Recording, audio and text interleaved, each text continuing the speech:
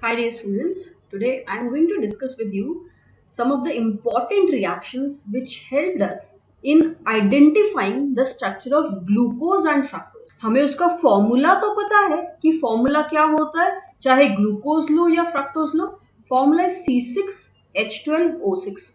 मतलब 6 कार्बन के आटम है, 12 हाइड्रोजन आटम है और 6 ऑक्सीजन आटम है, लेकिन स्ट्रक्चर कैसा दिखता है तो साइंटिस्ट को भी नहीं पता था।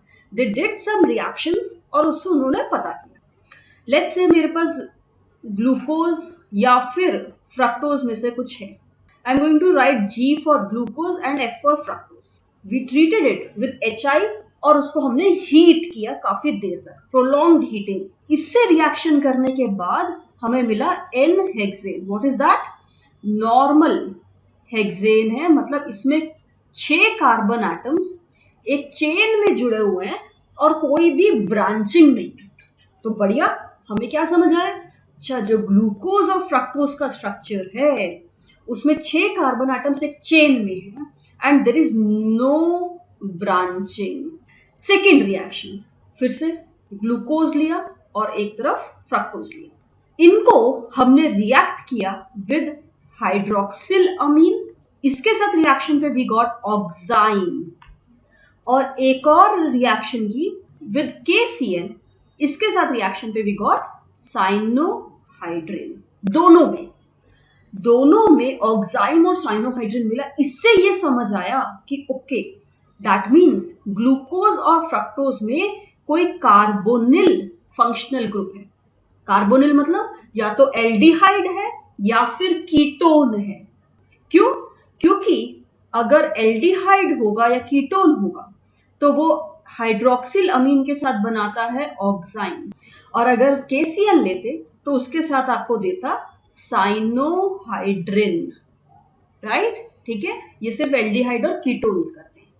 लेकिन अब एल्डिहाइड है या कीटोन है ये कैसे पता करें? यार, एल्डिहाइड्स आसानी से ऑक्सीडाइज हो जाते हैं टू कार्बोक्सिलिक एसिड, राइट? लेकिन कीटोन के लिए बहुत स्ट्रॉन्ग ऑक्सीडाइजिंग एजेंट चाहिए होता है और हार्श कंडीशंस चाहिए होती है, तब जाके वो ऑक्सीडाइज होता है कार्बोक्सिलिक एसिड में, और उसमें भी चेन टूट जाती है क्योंकि कीटोन के दोनों तरफ कार्बन है तो वो ऑक्सीडाइज नहीं हो पाता। That is what we did.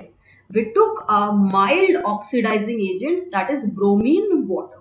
इसके साथ हमने ग्लूकोज और फ्रक्टोज में ब्रोमीन वाटर डाला तो what we saw was glucose gave gluconic acid which is this. Glucose से हमें ग्लूकोनिक एसिड मिल गया, लेकिन फ्रक्टोज से कुछ भी नहीं मिला। किससे मिला ग्लूकोनिक एसिड? ग्लूकोज से। ग्लूकोज से ग्लूकोनिक एसिड हुआ। कैसे हुआ होगा?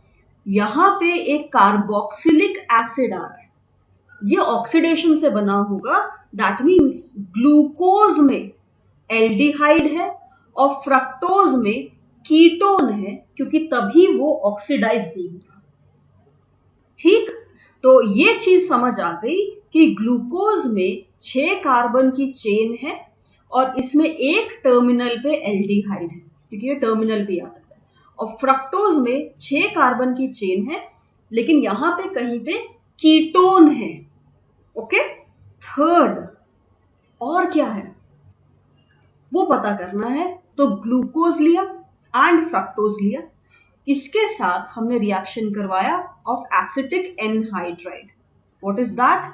जब इनके साथ रिएक्शन किया तो दोनों में हमें पेंटा एसिटेट मिले, मतलब 5, पेंटा मतलब 5 एसिटेट ग्रुप्स हमें मिले। ये क्या बताता है?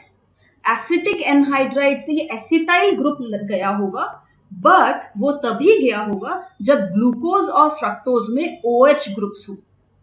ठीक, यानी कि अल्कोहलिक ग्रुप्स हो, हाइड्रोक्सी ग्रुप्स हो। और अगर 5 पेंटा एसिटेट मिला है, दैट कंफर्म्स कि 5 हाइड्रोक्सी ग्रुप्स हैं। तो ग्लूकोज में और फ्रक्टोज में 5 हाइड्रोक्सी ग्रुप्स हैं कार्बन एटम्स पे। अब ये जो हाइड्रोक्सी ग्रुप्स हैं, यार एक कार्बन पे एक ही हाइड्रोक्सी ग्रुप आ सकता है क्योंकि तभी वो स्टेबल होगा। ऐसा नहीं हो सकता कि एक कार्बन पे 2 हाइड्रोक्सी ग्रुप्स आ रहे, क्योंकि ये अनस्टेबल होता है, ठीक है ना।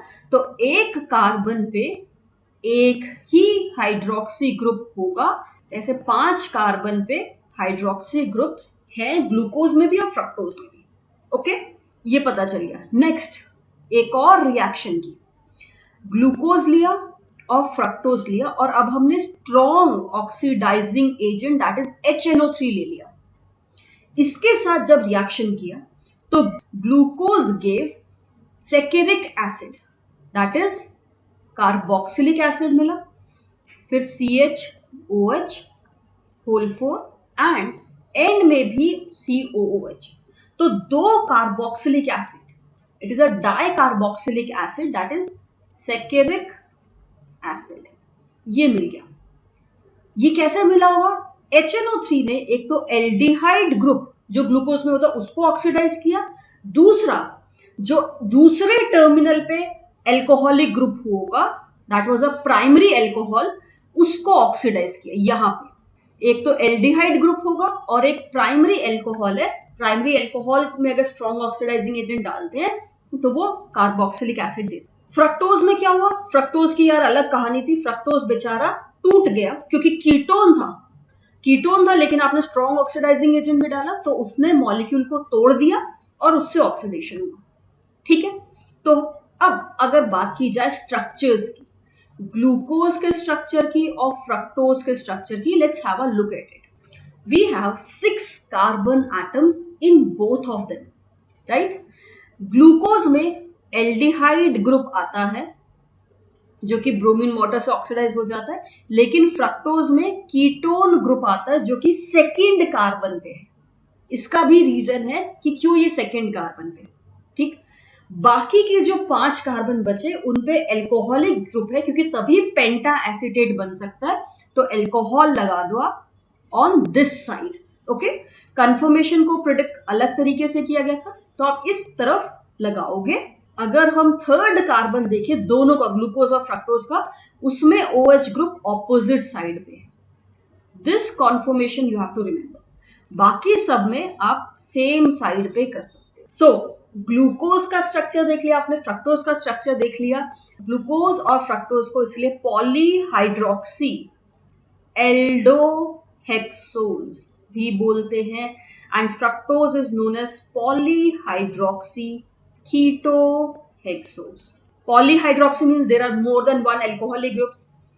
Aldo means aldehyde group, or hexose means there is a 6 carbon chain. Same goes for fructose.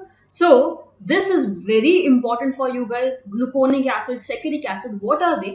That is also important. So keep the structures in mind. So in next class we'll talk about the cyclic structures of glucose and fructose. I wish you good luck. All the best.